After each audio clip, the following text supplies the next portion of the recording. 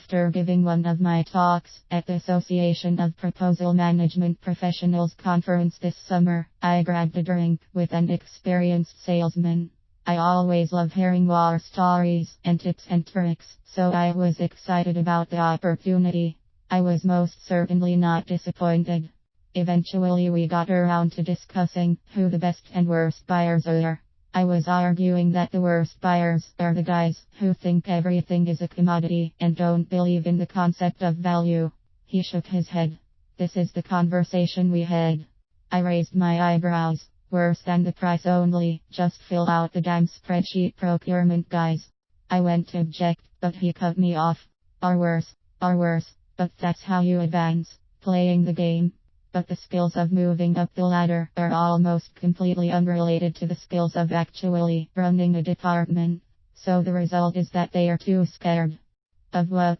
But he still needs new equipment for his department, or new people or whatever. See, that's the thing. The department needs it, yes, but he doesn't know he needs it. That's why he's the worst customer. He's so terrified of his own judgment that a salesman can't convince him. If someone doesn't trust themselves, they don't trust anyone. Sounds like a fortune cookie. Maybe, but it's true.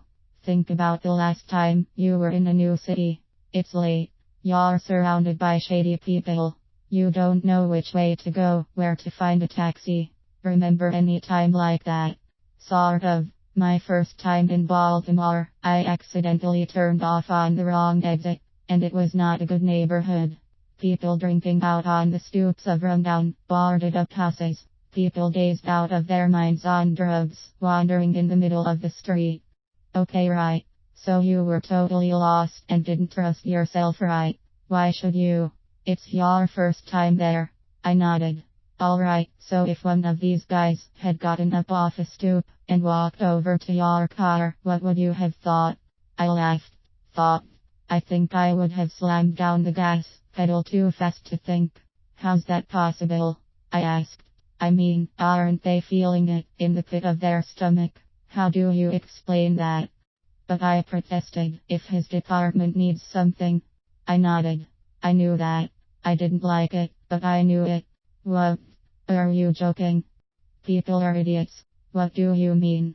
If someone cuts you off in traffic, do you get mad, or do you think to yourself, I am now experiencing the feeling, often described as anger, which has resulted from the stimulus of the automobile? The first one. If the guy in Baltimore knocked on your window and said, I know how you can earn an extra $300,000 this year, what would you say? I laughed. I supposed I wouldn't say anything. I'd drive away. Why? I mean, because it's a scam. He can't do that. How do you know? You feel it. I leaned back in my chair. He looked at me with a wry smile. Are people still idiots? Because it's about fair.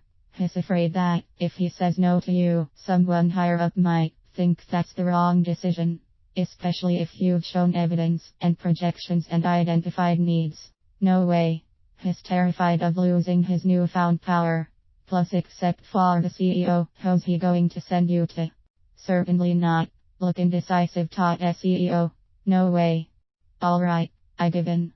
These guys are worse than the spreadsheet guys. Waste of time. So you skip them? No way. He smiled.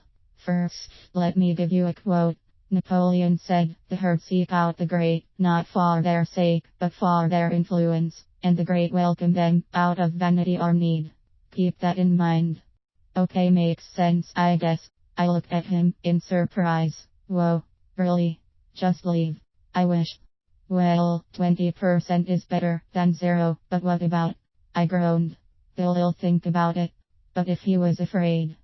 People to make sure that they are true consultants, or say he's at an engineering firm and he's the head of the group that designs and constructs data centers for companies. You say you want to ask what the critical things about data centers are because you'd like to apply that to your salespeople. I grinned.